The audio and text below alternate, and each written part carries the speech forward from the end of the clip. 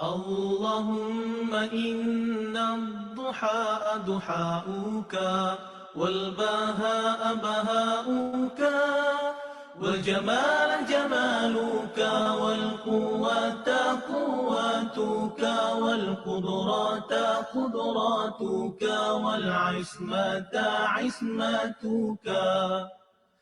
اللهم إن كان رزقي في السماء فأنزله، وإن كان في الأرض فأخرجه، وإن كان معسرا فيسره، وإن كان حراما فطهره، وإن كان بعيدا فقربه بحق دحائك وبهائك وجمالك وقوتك وقدرتك.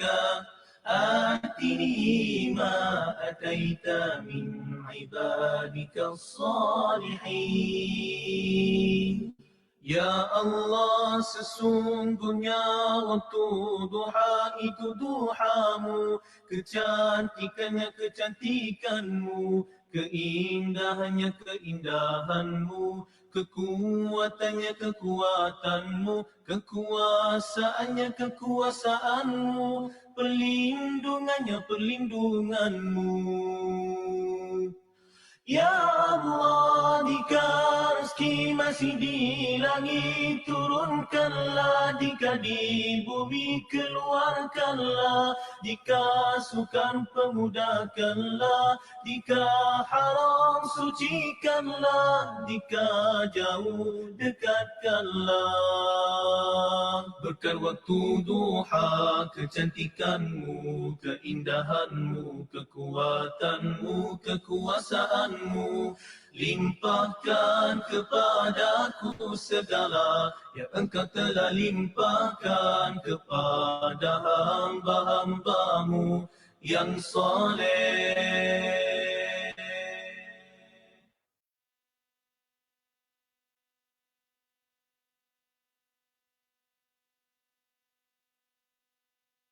اللهم إن الضحى ضحاؤك والبهاء بهاؤك والجمال جمالك والقوة قوتك والقدرات قدراتك والعصمة عصمتك.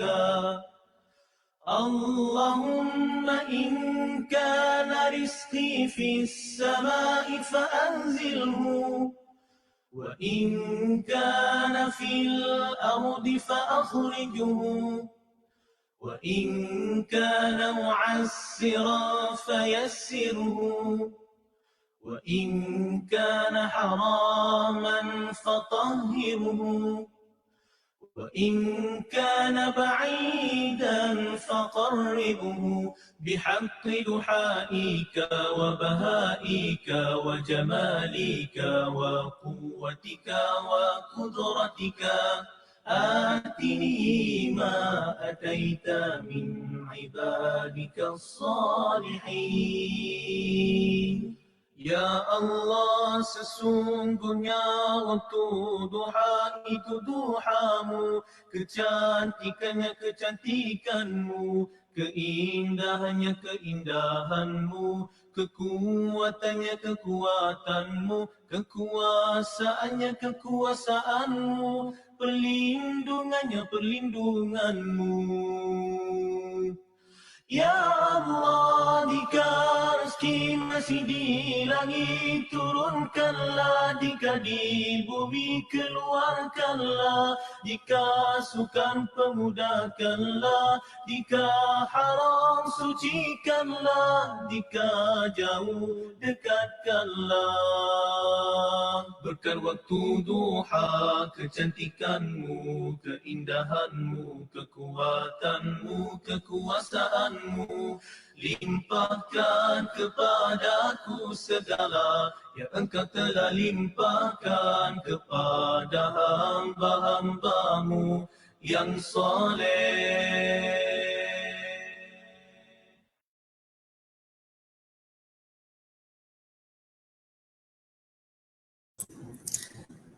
Assalamualaikum dan selamat tengah hari. Okey, selamat tengah hari pada yang sedang memanfaatkan waktu duha, pada yang sedang mungkin um, berehat-rehat ataupun mungkin yang sedang buat kerja dan tugasan dan sebagainya.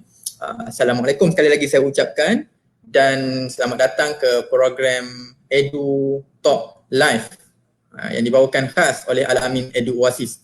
Okey, jadi pada hari ini kita teruskan Edu Talk siri yang kedua. Okey, sebenarnya yang kita sediakan, anda semua sedia maklum, Al-Amin Edu Oasis ada menyediakan dua program setiap minggu, iaitu pada setiap hari Ahad Info Talk dan juga pada setiap hari Khamis Edu Talk. Jadi nantikan program-program ini percuma, khas, live untuk anda semua, dan pastikan anda like dan share video-video kami supaya mendapat manfaat lebih kepada lebih ramai orang di luar sana, insya-Allah. Baik, hari ini kita bersama dalam satu lagi siri Edu Talk Live kita, yang mana hari ini kita akan membawa seorang speaker daripada jauh daripada Kelantan, daripada Al-Amin Tropicana School Kota Baru, iaitu pengetuanya sendiri, guru besarnya sendiri, Ustaz Muhammad Hamzi Hassan. InsyaAllah akan bersama dengan kita sebentar sahaja lagi. Sebelum tu mungkin kita nak baca komen-komen lah daripada partisipan kita pada pagi ini.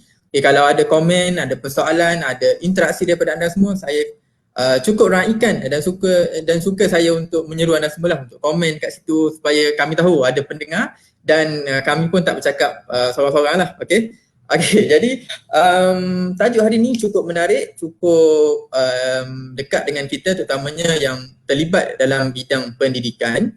Bila kita sebut tentang bidang pendidikan ni, bukan sahaja sekadar golongan guru yang terlibat, tetapi golongan ibu bapa, kerajaan, masyarakat dan semua pihak lah terlibat dalam bidang pendidikan ni. Jadi kita nak bercakap macam mana kita nak, tajuk ni adalah macam mana kita nak mewujudkan roh PDPC dalam talian. Sekarang ni dalam musim PKP, kita buat kelas online kepada student-student kita. Kita buat kelas online. Jadi macam mana kita nak mewujudkan roh PDPC tu? Macam mana? Kita akan bersama dengan Ustaz Hamzi. Okay, saya persilakan Ustaz Hamzi. Assalamualaikum Ustaz Hamzi. Assalamualaikum warahmatullahi wabarakatuh. Abang Hafiz. Okay, Alhamdulillah sihat. Okay. Ustaz dekat office ke tu? Di sekolah ni. Di sekolah. Okey, alhamdulillah. Sekolah macam mana Ustaz? Dibuka ke macam mana? Macam mana? Office sekolah lagi dibuka kan? Office dibuka secara bersyarat lah. Kalau ada untuk guru-guru ataupun daripada kalangan staff untuk datang untuk contoh ambil dokumen ataupun buat beberapa kerja di sekolah, kita buka sentiasa ada, tetap bekerja, cuma kita limitkan waktu sampai pukul 3 petang sahaja sepanjang musim PKP. Okay Ustaz, sebelum kita mula daripada ni, kita nak tanya Ustaz lah, macam mana keadaan dekat Kelantan Ustaz selepas PKP? Kita masuk dalam PKPB sekarang ni, macam mana keadaan dekat Kelantan? Alhamdulillah, kalau tengok data yang dikongsi oleh pihak KKM sendiri, dari segi kita semua menghadapi pandemik COVID-19 ni kan, kalau Kelantan ni antara negeri yang terawal yang sudah mencapai zona hijau. Sudah, saya pun tak berapa pasti, tapi sudah lebih 15 hari tanpa kes. So secara keseluruhan tu alhamdulillah lah, tu satu benda yang bagus. Cuma dari segi kesedaran masyarakat lah, saya rasa perlu dipupuk lagi. Sebab saya keluar hari ni pun nampak sudah ramai tak pakai face mask. Bagi saya tu adalah satu perkara yang kurang baik lah. Sepatutnya terus memberi kerjasama dengan mematuhi segala arahan daripada pihak-pihak berkuasa seperti KKM dan sebagainya. Macam mana pula dengan puasa dekat Kelantan? Puasa? Macam mana puasa dekat Kelantan? Puasa okey, macam biasalah. Cuma itulah kita sedikit berharap insya-Allah dia kurang sikit rasa tahun ni sebab tak boleh nak pergi ke masjid macam biasa. Tapi alhamdulillah sebenarnya kita cuba lihat daripada sudut positif, dia macam contoh untuk solat berjemaah semua kita masih boleh meneruskan benda-benda itu bersama ahli keluarga kita, sedikit sebanyak merapatkan ukhuwah dan silaturahim bersama keluarga, insyaAllah. Betul Ustaz. Okey Ustaz, kita nak masuk topik kita pada pagi ini. Kita nak dengar pendapat Ustaz, mungkin info yang Ustaz boleh kongsikan dengan kita berkenaan dengan tajuk mewujudkan roh PDPC dalam talian. Okey, jadi apa, bagaimana dan semuanya lah kita nak dengar daripada Ustaz. Jadi saya persilakan skrin kepada Ustaz. Tafadhal masykur. Okay, a'udzubillah minasyaitanirrajim. Bismillahirrahmanirrahim. Alhamdulillah rabbil alamin wa bihi nasta'in. Salatu wassalamu ala Rasulillah wa ala alihi wa ashabihi wa man walah. Rabbi shrah li sadri wa yassir li amri wahlul 'uqdatam min lisani yafqahu qawli. Assalamualaikum warahmatullahi wabarakatuh. Selamat pagi, selamat tengah hari. Saya ucapkan kepada Syafiq selaku moderator kita pada hari ini dan juga kepada sidang pendengar, insya-Allah. Okey, mula-mula saya nak ucapkan juga salam Ramadan kepada semua. Selamat berpuasa. Topik hari ini yang diberi kepada saya, mewujudkan roh PDPC dalam talian. Di mana bagi saya ni satu tajuk yang agak berat dan tinggi juga. Satu tajuk yang agak kompleks. Saya mula-mula di bila Syafiq beritahu tentang tajuk ni, saya pun agak saya rasa, saya percaya ada lagi daripada kalangan orang-orang di luar sana yang jauh lebih layak dan lebih tahu, lebih sesuai untuk menguraikan tajuk ini. Sesi ini hanyalah sekadar bagi saya berkongsi pandangan saya. InsyaAllah kalau ada mana-mana yang baik, kita sama-sama ambil manfaat. Di mana yang ada kekurangan tu semua, kekhilafan tu semua daripada kelemahan saya sendirilah, insyaAllah. Tajuk yang agak kompleks, sekali lagi saya beritahu, menarik dan juga tapi sangat relevan dengan keadaan sekarang, di mana kita semua sedang menghadapi musim PKP, COVID-19 dan juga semua masih lagi dalam perintah kawalan pergerakan, cuma sedikit dilonggarkan bermula 4 Mei itu PKPB pula. Jadi tajuk ni sebelum saya direct pada mewujudkan roh PDPC dalam talian, saya sentuh sedikit mengenai PDPC itu sendiri. Mungkin daripada kalangan pendengar, ada juga bukan daripada kalangan guru-guru. Jadi guru-guru sudah terlalu biasa dengan term PDPC itu sebenarnya. Sebelum ni dikenali sebagai PDP, pengajaran dan pembelajaran. Cuma sekarang di advance sikit dipanggil PDPC, iaitu maksudnya pengajaran dan pemudahcaraan. Jadi PDPC, bila kita sebut tentang PDPC ini sendiri, dia dimainkan peranan oleh beberapa partis, beberapa pihak lah, beberapa pihak. Sebagai contoh, kalau di sekolah, guru dan murid-murid itu sendiri. Jadi dulu kalau sistem pembelajaran biasanya PDP dulu, guru adalah orang yang hanya menyampaikan ilmu dan murid grab semua, ambil semua ilmu tu. Konsep PDPC ni, pengajaran dan pemudahcaraan, dia ubah sikit. Guru sekarang tidak lagi bertindak semata-mata sebagai guru. Guru juga adalah sebagai facilitator atau pembantu dan pemudah cara untuk murid-murid menuntut ilmu, insya-Allah. Macam mana konsep dia? Guru biasanya perlu menetapkan satu objektif pembelajaran yang jelas, satu standard pembelajaran, dan bukan guru menyediakan semua bahan-bahan kepada anak murid. Murid, selepas guru menetapkan satu objektif, murid-murid perlu explore ataupun perlu buat kajian, buat research, buat carian sendiri, dan juga ini sekaligus mengembangkan pemikiran mereka. Kita hari ini kalau dalam bidang pendidikan banyak bercakap mengenai 4C, itu critical thinking, creativity, collaborative dan juga communication. Elemen-elemen 4C ini mudah untuk diterapkan jika semua memahami dengan betul konsep PDPC yang diterapkan oleh kerajaan kita sekarang. Jadi bila masuk kepada tajuk kita iaitu roh PDPC, tinggi juga roh ni sebenarnya. Saya nak ceramah pula. Saya bukan ustaz sebenarnya. Cuma ada orang-orang kita raikan sajalah. Okay, saya bukanlah orang yang betul-betul layak untuk bercakap mengenai agama. Memang bila cakap roh ni, dia lebih ke arah kalbu kita lah, lebih ke arah dalaman. Macam mana kita sebut roh pendidikan, macam mana pendidikan tu betul-betul boleh mencapai objektif utama dia. Roh PDPC ni senang cakap roh pendidikan lah, boleh capai objektif utama. Kita perlu faham, pendidikan ni dia bukan mengenai dapat ilmu semata-mata, tapi dapat ilmu lepas tu kita kena implement atau apply ataupun aplikasikan dalam hidup ilmu tu. Jadi pendidikan dengan konsep sekarang, roh pendidikan ni kita perlu faham apa roh pendidikan. Pendidikan adalah sistem pembelajaran sepanjang hayat ataupun long life education. Kita panggil lifelong education, learning to know. Kita belajar untuk tahu, lepas tu kita apply dan implement dalam hidup. Jadi sekarang kita banyak juga kajian-kajian dan negara kita pun ke arah tu. Sudah ada beberapa negara yang menggunakan sebagai contoh sistem yang tidak lagi berorientasikan peperiksaan. Peperiksaan bukan tak bagus, peperiksaan bagus, salah satu kaedah taksirah yang bagus. Cuma bila kita terlalu minda kita lebih ke arah peperiksaan semata-mata, objektif utama ilmu tu sudah hilang. Roh pendidikan dan ilmu tu sudah hilang. Kita kena faham dan cuba memahami konsep ilmu yang sebenar. Ilmu bukan belajar di sekolah saja.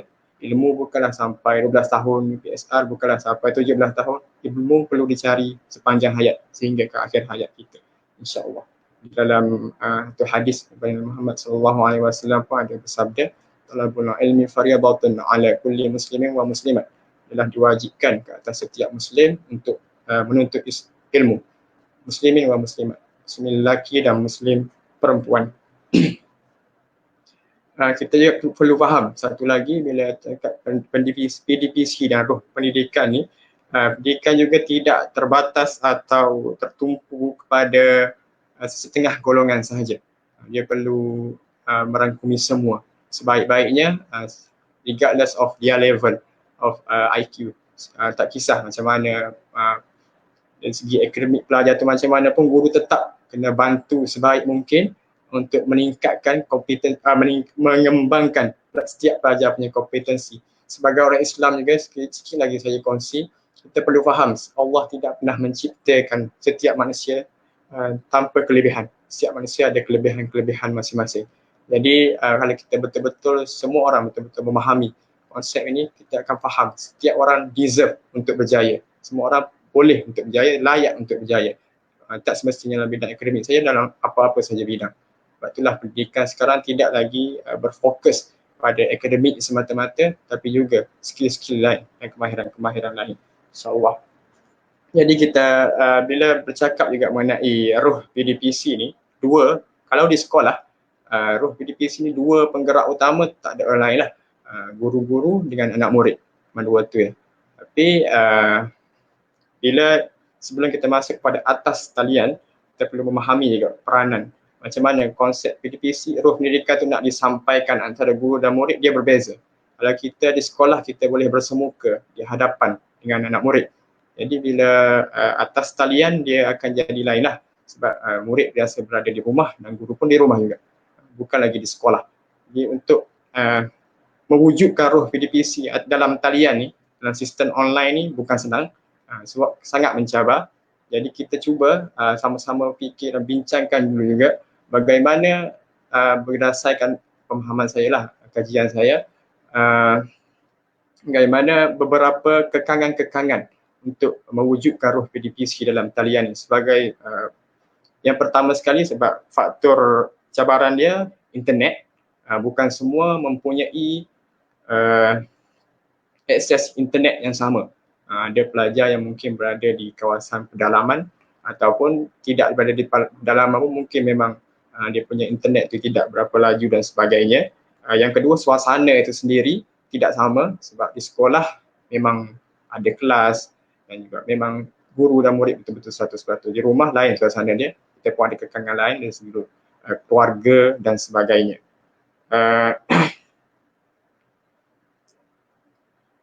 Untuk mengatasi cabaran-cabaran ni, sebagai contoh, internet dengan zaman sekarang ni paling kuranglah Pandangan saya paling kurang setiap orang mungkin dah ada handphone kan. Jadi betul tidak semua mampu untuk buat live online class, tapi tetap boleh mengaplikasikan sistem pembelajaran online ni dengan memasukkan dalam grup WhatsApp dan sebagainya. Dan untuk mewujudkan roh PDPC, macam mana nak mewujudkan, bagaimana guru betul-betul boleh mengekalkan untuk atas talian, bagi saya dia bukan lagi PDPC melibatkan guru dan murid semata-mata. Di sini saya juga ingin sentuh sedikit bagaimana peranan beberapa pihak lain untuk memainkan juga part masing-masing. Sebagai contoh, bila masalah internet tadi, kerajaan ataupun pihak pentadbiran sekolah sendiri, kalau sekolah swasta, perlu berusaha sebaik mungkin untuk menyediakan support sistem untuk memastikan guru-guru dapat internet yang baik. Akses internet di kawasan-kawasan tertentu perlu dipertingkatkan, dan juga untuk guru-guru juga, cadangan saya memang tak sama dengan suasana pembelajaran di sekolah. Di sekolah kita ada pejabat sendiri, ada kelas masing-masing. Cuba untuk wujudkan di rumah masing-masing mungkin satu kawasan yang betul-betul fokus, betul-betul khas untuk tempat kita nak mengajar saja. Sebagai contoh, sebab kita tak boleh main duduk terata duduk dalam bilik macam tu, dia macam tak sama, tak sampai apa yang kita nak sampaikan tu. Mungkin tetapkan satu. Begitu juga anak murid, bila sebut anak murid di rumah, di sinilah saya ingin sentuh sedikit sebanyak mungkin peranan ibu bapa bersama. Saya pernah dapat juga beberapa cadangan daripada orang lain untuk dikongsi dengan ibu bapa di rumah masing-masing. Jika boleh, cuba untuk wujudkan sama dengan saya cakap pada cikgu tadi, iaitu tempat seolah library sendiri ataupun sekolah mini school at our home, sebagai tempat yang betul-betul khas untuk belajar, untuk wujudkan suasana pembelajaran anak-anak di rumah. Sebab bukan senang ibu dan ayah untuk dengan faktor kekangan kerja dan sebagainya, anak-anak untuk menetap, untuk anak-anak masing-masing duduk. Walaupun contoh sekolah mungkin sudah buat sistem satu kelas online dan sebagainya, tidak 100% anak-anak, bukan senang nak letakkan anak tu untuk 100% fokus dengan sistem pelajaran seperti di sekolah. Jadi itu adalah cadangan untuk mengatasi kekangan-kekangan suasana tadi dan juga internet yang saya sebut lebih awal. Untuk guru-guru, bagi saya juga kita perlu, guru-guru dan juga semualah secara umum, kita perlu memandang apa sahaja yang berlaku dalam kehidupan kita ni sentiasa. Allah tidak pernah menciptakan sesuatu tanpa sebab. Dalam surah Ali Imran Allah ada berfirman, a'udzubillahi minasyaitonirrajim. Ini adalah doa-doa orang-orang yang biasanya dipanggil ulul albab, orang yang suka berfikir dengan kebesaran dan keagungan Allah. Mereka berdoa, a'udzubillahi minasyaitonirrajim, rabbana ma khalaqta hadza batila subhanaka faqina adzabannar. Ya Allah, ya Tuhan kami, tidaklah Engkau ciptakan sesuatu dengan sia-sia. Jauhkanlah kami daripada api neraka. Allah tidak menciptakan sesuatu dengan sia-sia. Jadi walaupun kita faham betul inilah satu wabak, mungkin ujian, mungkin juga ujian pada kita semua, berlaku COVID-19 ini tidak boleh meneruskan sistem pembelajaran PDPC seperti biasa. Akan tetapi kita cuba memandang hikmah di sebalik kejadian ini. Sebagai contoh, saya sedia maklum guru-guru sekarang betul dibekalkan banyak ilmu tentang kaedah pembelajaran online. Sebelum ini pun, sebelum PKP pun sudah dibekalkan pelbagai kaedah dan cara dikongsi. Tapi untuk buat tu masalah kekangan masa dan sebagainya, sebab di sekolah lain sana dia agak sibuk, saya faham, boleh kata sentiasa penuh jadual semua. Jadi sekarang kita ada sedikit lapangan masa di rumah. Jadi bolehlah, ini adalah waktu yang sebaik-baik mungkin untuk kita sama-sama terus explore kepelbagaian kaedah dan cara untuk menyampaikan ilmu kepada murid-murid, terutama yang melibatkan internet dan online. Apa yang penting untuk mewujudkan roh PDPC ni, kita kena perlu sesuatu tu buat sentiasa yang terbaik mengikut kesesuaian keadaan kita. Kita asalkan tidak jadikan benda-benda ini sebagai alasan ataupun kekangan. Kita tukar kekangan kepada cabaran. Kalau buat bahagian pengurusan biasa dengan buat SWOT analysis, dia ada threat dan opportunity. kekangan kita tukar kepada peluang. Jadi peluang yang kita boleh grab, kita boleh ambil daripada suasana COVID-19 ni, boleh explore sebaik mungkin. Banyak sangat kaedah-kaedah baru yang boleh guna dan kita boleh pandang ke hadapan, the way forward. InsyaAllah bila sekolah dah dibuka kembali nanti tidak bermakna sudah tamat pembelajaran online. Kita masih boleh buat beberapa perkara.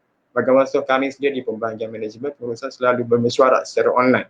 So daripada kita habiskan banyak masa di sekolah, mungkin pada waktu-waktu tertentu kita boleh mesyuarat secara online sahaja, menjimatkan masa di sekolah. Begitu juga guru-guru. Saya ingin sentuh sedikit mengenai satu perkara yang dibincangkan dalam bidang pendidikan yang insyaAllah mengembalikan ke ruh pendidikan, iaitu flip classroom. Flip classroom ni konsep dia bagi seolah-olah macam ni lah, macam bila nak masuk tu bukan tajuk baru, tak semestinya hari ni nak belajar, hari ni baru murid di-expose dengan tajuk itu. Maksudnya murid telah pun di-expose, telah pun didedahkan lebih awal dengan tajuk, dengan bahan sebelum masuk lagi tajuk tersebut. Jadi sekarang gunakan kesempatan sebaik mungkin. Mengikut kenyataan yang dikeluarkan oleh JPN, kita tidak semestinya perlu menghabiskan silibus tempoh PKP ini. Akan tetapi kita boleh guna sebaik mungkin, juga boleh terus continue silibus, tapi tidak semestinya lepas tamat buka saja sekolah terus tinggal apa yang sudah diajar. Kita gunakan konsep flip classroom. Sekarang kumpulkan bahan sebaik mungkin untuk tajuk-tajuk, masukkan dalam internet. Sebagai contoh Google Classroom, macam sekolah kami di ATSKB kami menggunakan Google Classroom. Jadi kita buat sebaik mungkin, kumpulkan dulu bahan-bahan sebelum kita ajar. Murid sudah diekspos kepada tajuk yang belum belajar. So bila mereka belajar, dia seolah-olah kalau konsep dahulu kita baca dulu baru belajar. Jadi dia lain. Kalau kita mula belajar terus belajar benda baru, dia akan mungkin sedikit sebanyak penerimaan ilmu tu lambatlah sikit.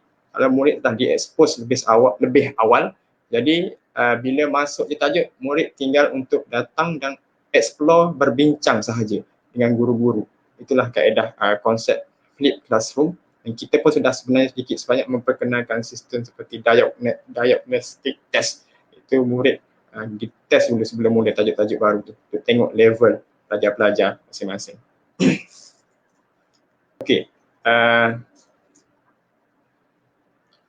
bila bercakap mengenai PDPC atas talian ini juga, sekarang terlalu banyak benda-benda yang boleh dikongsi bersama.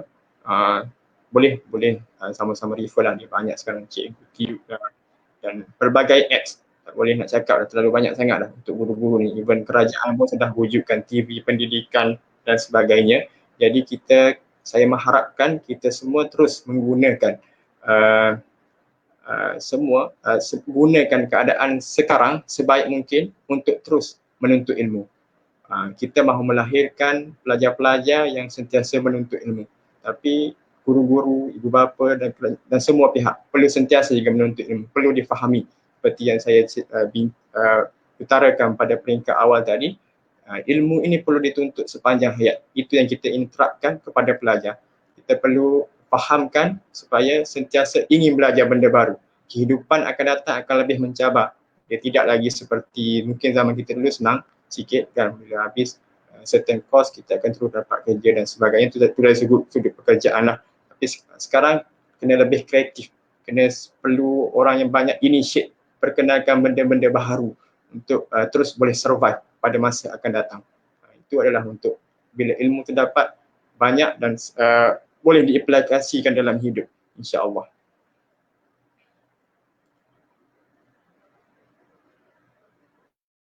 Dan bila bercakap mengenai roh PDPC atas talian ini juga, saya juga ingin menyentuh sedikit bila saya sebut tentang guru-guru dan ibu bapa tadi, peranan macam mana komunikasi antara guru dan ibu bapa juga perlu ditingkatkan sebaik mungkin pada musim PKP ini untuk menghasilkan roh pendidikan kepada anak-anak. Sebab anak-anak dia perlukan motivasi. Bila tengok suasana tak sama di sekolah dan rumah tak sama, untuk dapatkan peranan tu sedikit sebanyak mungkin boleh meruntuhkan moral guru-guru juga. Bila contoh mungkin guru-guru sudah menyediakan sebaik mungkin kurang penyertaan daripada anak. Jadi di sini peranan ibu bapa perlu dimainkan perlu mewujudkan seperti saya cadangkan tadi, sama ada wujudkan mini school at your home, ataupun juga boleh tingkatkan komunikasi dengan guru, dan juga boleh ibu bapa sendiri sedikit sebanyak jika ada kelapangan waktu memainkan peranan kembali kepada yang asal, pendidik yang asal sebenarnya untuk anak-anak sebanyak dari ibu bapa. Yang pertama ketika anak-anak masih kecil. Jadi ibu bapa boleh memainkan peranan sebaik mungkin, terus memberi support, terus memberi semangat, memberi sokongan, memberi motivasi dengan pelbagai cara. Kadang-kadang mungkin boleh bagi reward dan sebagainya. Yang penting jika semua pihak, bagi saya lah, jika semua pihak memainkan peranan, guru kena bersemangat memainkan peranan mereka, kena ambil benda ni sebagai tanggungjawab, dan ibu bapa juga sama, dan insya-Allah hasil yang kita nak adalah anak-anak murid yang berjaya. Jadi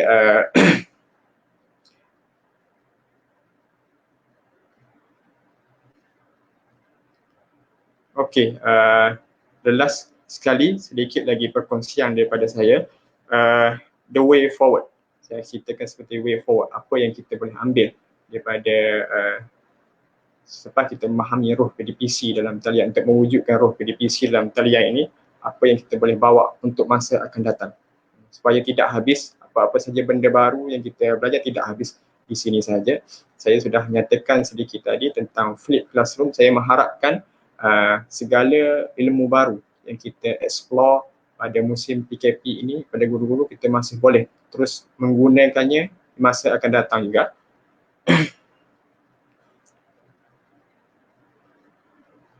Jadi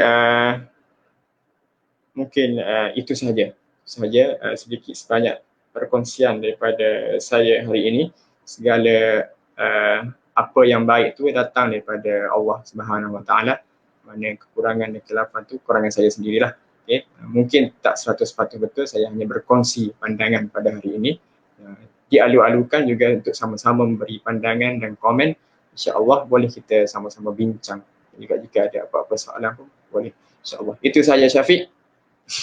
Assalamualaikum warahmatullahi wabarakatuh. Waalaikumsalam warahmatullahi wabarakatuh. Terima kasih Ustaz. Saya suka lah bila Ustaz sebut perkongsian berkenaan dengan macam mana ibu bapa pun kena terlibat sama. Saya ambil satu komen daripada Tuan Ahmad Salman dekat Facebook kita. Dia sebut kita ibu bapa juga perlu juga tuntut ilmu, bukan eksklusif untuk belajar sahaja. Kalau saya kira 5 tahun, 10 tahun yang lepas, suasana ataupun keadaan di mana ibu bapa ni tugas dia kerja, cari duit, bukan semua tapi minta maaf saya kata, tapi ada kalangan ibu bapa yang tugas dia cari duit, bekerja, cari rezeki, pendidikan anak hantar kat sekolah, okey dia lepas tangan. Itu adalah trend yang berlaku 5 tahun, 10 tahun yang lepas. Dan semakin berlakulah dalam dunia sekarang. Tapi bila timbul COVID ni, ibu bapa pun kena menuntut ilmu macam mana nak mendidik anak-anak, macam mana nak nak menjaga anak-anak mereka, kan, nak membantu anak-anak mereka untuk mendapat pendidikan yang sepatutnya. Alhamdulillah. Itulah sedikit banyak perkongsian dan pandangan. Sebenarnya tidak semua ada dari dulu lagi beberapa yang mengambil berat tentang pendidikan anak-anak. Macam kami pun di sekolah kami sentiasa buat seperti interaction day, hari interaksi, jumpa dengan ibu bapa, boleh tengok kesungguhan ibu bapa sendiri untuk mengambil tahu keadaan prestasi pelajaran anak-anak. Cuma bila ada berlaku benda seperti PKP ini, jadi kita boleh macam Syafiq cakap tadi, ibu bapa sendiri perlu sedikit sebanyak belajar untuk menjadi guru dan kembali pada tugas asal sebagai pendidik untuk anak-anak. Perlu difahami guru adalah facilitator, pembantu untuk membantu, memanglah untuk tanggungjawab dari tanggungjawab guru itu sendiri. Dan untuk guru-guru pun perlu memahami dalam keadaan sekarang ini. Tak apa kepanjang sikit Syafiq. Tak boleh sila.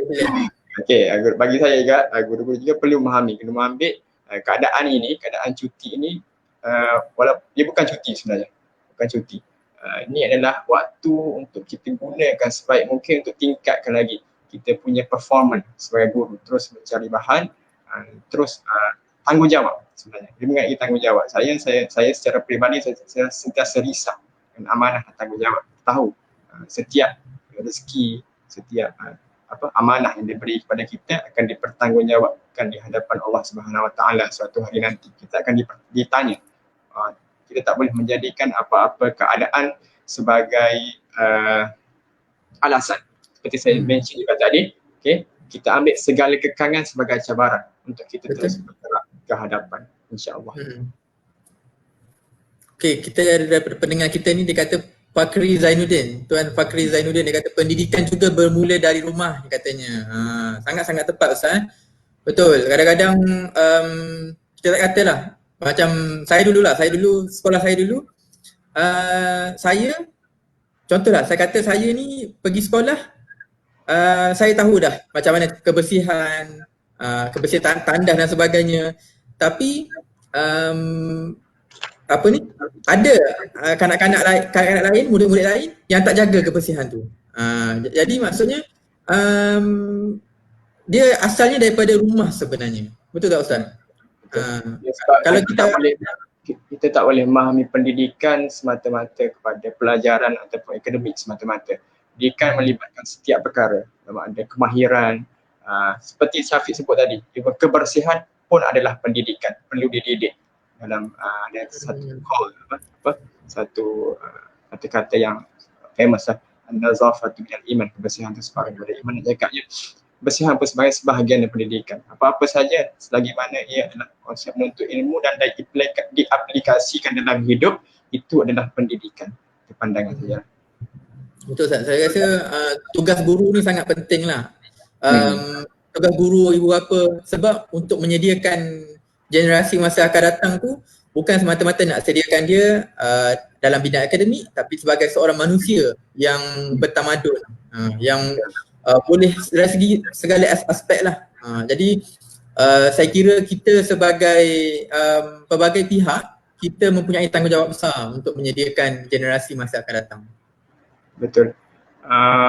Kalau bercakap, bila Syafiq sebut sikit tentang tamadun tadi, saya nak highlight juga sedikit sebanyak perkongsian bagaimana kita perlu sebagai orang Islam lah, untuk pendengar-pendengar Muslim, sebagai orang Islam, kita perlu mengkaji dan belajar sirah Nabi Muhammad SAW dan kegemilangan tamadun-tamadun Islam yang lepas. Sebagai contoh, bermula generasi ditinggalkan oleh Nabi Muhammad SAW, sahabat, tabi'in dan tabi'in, salafus soleh, dipanggil salafus soleh. Mereka semua telah membangun tamadun yang sangat hebat. Kalau kita perhatikan sejarah dahulu, bagaimana dua tamadun yang besar, iaitu Byzantine Rome dan Parsi, pada peringkat awal sangat famous lah. Kalau sekarang ni macam seolah-olah, ni contoh saja, kalau tak betul saya minta maaf, seolah-olah USA dan Israel macam USA dan China, dua kuasa besar dahulu. Tapi bagaimana tamadun yang diciptakan oleh Nabi Muhammad, negara Arab orang tak tengok pun masuk waktu tu, hanya dalam tempoh 23 tahun Nabi Muhammad diutuskan menjadi Nabi. Dia menghasilkan satu generasi sahabat dengan sistem pendidikan yang sangat hebat. Arti sahabat yang disambung oleh zaman khalifah-khalifah, bagaimana hasil tu mengalahkan dua tamadun yang besar pada waktu itu. Zaman Khalifah Sayyidina Umar Khattab, salah saya, telah mengalahkan tamadun Byzantine Rome dan Parsi, dan Islam lah tamadun yang paling hebat dan besar. Tamadun-tamadun ini bermula dengan ilmu. Sebab itu saya highlight tadi, ilmu kena faham semua orang. Tidak ada, bukan untuk pelajar sahaja. Semua orang adalah pelajar. Saya pun pelajar. Kita semua kena sentiasa belajar hingga ke akhir hayat. Satu. Yang kedua, ilmu juga kita tak tahu sampai bila. Itu satu kewajipan. Kita tak tahu kita meninggal dunia bila. Kan? Kadang-kadang ada orang, sebagai contoh saya highlight setelah. Boleh, saya minta sidang-sidang audien boleh sama-sama sedekahkan Al-Fatihah. Allahumma ghfir lahu warhamhu wa'afihi wa'anhu. Saya baru saja kehilangan anak buah saya hari Ahad lepas, anak kepada kakak saya, Muhammad Izzat. Muhammad Izzat Shazwi, dia Muhammad Amran, sama-sama sedekahkan Al-Fatihah untuk arwah. Bagaimana pada usia 17 tahun sudah meninggal dunia. Nak cakap kita tak tahu. Saya sendiri ambil ibrah daripada peristiwa ini. Kita tak tahu, saya sendiri pun, anda semua, bila-bila saja kita boleh meninggal dunia. Tuntutlah sentiasa menuntut ilmu, fahami ilmu itu adalah satu kewajipan untuk kita semua, dan ambil pengajaran daripada kegemilangan tamadun-tamadun ilmu Islam yang lepas, insya-Allah.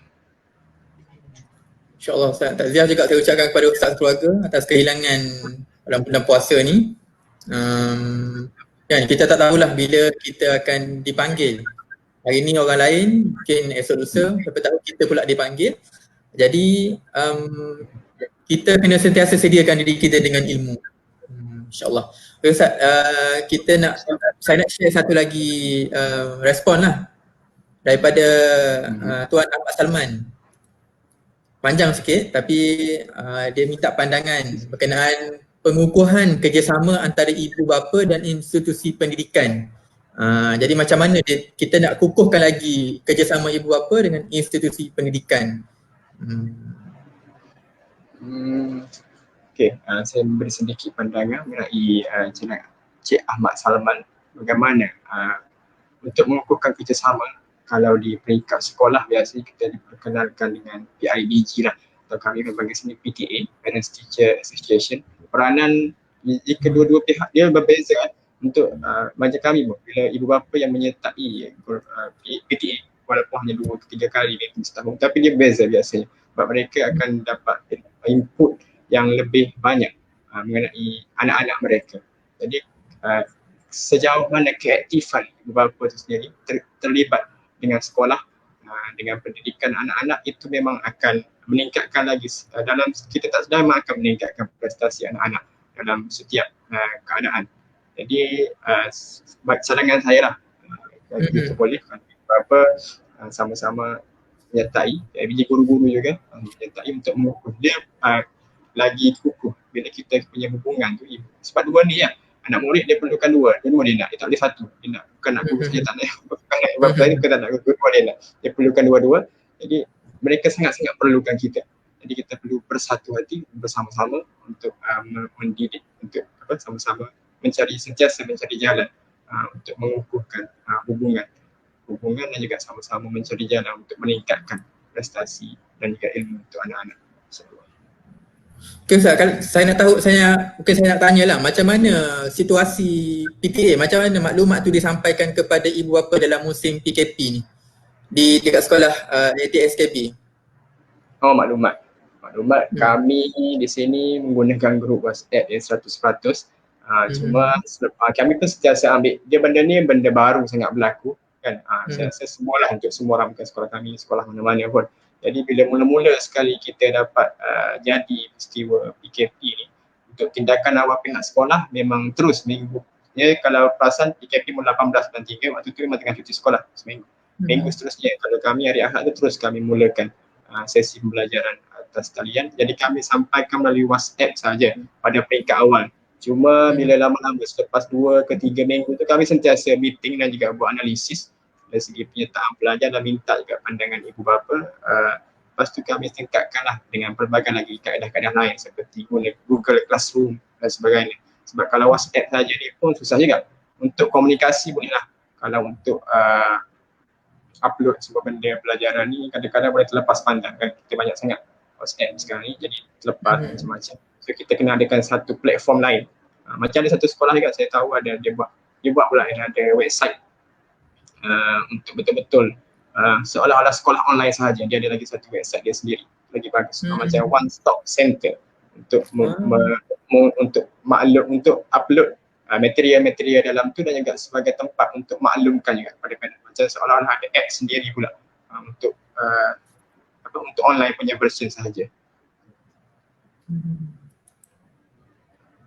Betul Ustaz, saya petik baliklah Ustaz kata macam mana kita tukar kekangan tu kepada cabaran untuk kita atasi.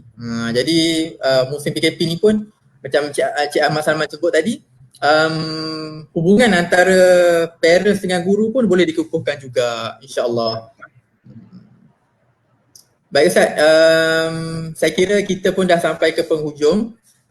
Kita tengok kat sini banyak komen-komen, respon-respon yang daripada tuan-tuan, perempuan kita yang baik hati yang bersama dengan kita pada pagi ini. InsyaAllah jangan risau, kita akan tinggalkan video live ni di wall Al-Amin Edu Aziz. Pada semua yang mungkin tak berkesempatan boleh tengok semula lepas ni. Saya nak petik lagi lah yang mana saya tak sempat petik lagi tadi. Ni Ustaz Farid daripada ni, terbaik Ustaz Farid. Ustaz pula kena next Syafiq, next week Ustaz pula kena ni live. InsyaAllah. Lagi Tuan Hilmi Nuri. Ah, Mabruk Uderji. COYG.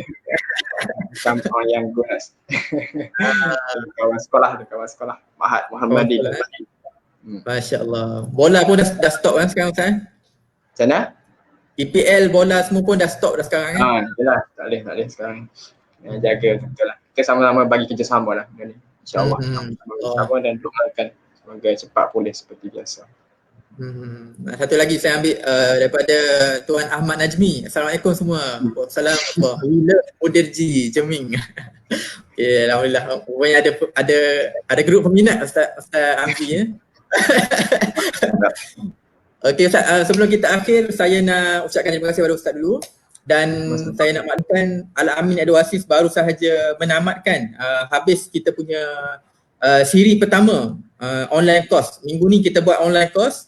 Hari Selasa, Rabu dan Khamis kita buat online course. Alhamdulillah penyertaannya sangat ramai dan banyak penyertaan kita dapat dan seperti mana Ustaz sebut tadi, sebelum kita mati dipanggil Allah SWT, sebelum kita pergi kita nak tuntut ilmu sebanyak mungkin. Jadi Al-Amin Eduasis menyediakan peluang ni, macam mana kita nak tambah ilmu kita sebagai ibu bapa, tambah ilmu kita sebagai seorang guru. Jadi kita serulah pada semua untuk join kursus kita. Kita ada yang EduTalk, InfoTalk, kita ada online course yang melibatkan PDPC dan sebagainya. Jadi jangan lepaskan peluang dan walaupun bukan ilmu Al-Amin Eduasis pun, saya tengok dekat Facebook, dekat YouTube, dekat internet banyak sangat-sangat konten untuk kita pelajari, untuk kita tambah input dalam diri kita. Betul Ustaz? Betul. Setuju. Okey. So, jadi tanpa buang masa, terima kasih sekali lagi saya ucapkan kepada semua yang menonton dan terima kasih juga kepada Ustaz Hamzi sudi bersama kita pada kali ini. Jadi kepada Eduasis kerana sudi menjemput saya. Saya minta maaf. Sekali lagi saya nak minta maaf jika ada kekurangan dan kesilapan. Saya hanya berkongsi pandangan. Jika ada yang tak betul tu memang kekurangan kelemahan saya lah. Yang baik tu semua ilham daripada Allah Subhanahu Wa Taala. Subhanaka la ilma lana illa ma 'allamtana innaka antal alimul hakim. Okay, alhamdulillah. Terima kasih atas penjelasan. Selamat berpuasa daripada Puan Siti Khadijah Abdul Hamid. Okay. Itu mak saya tu, mak saya.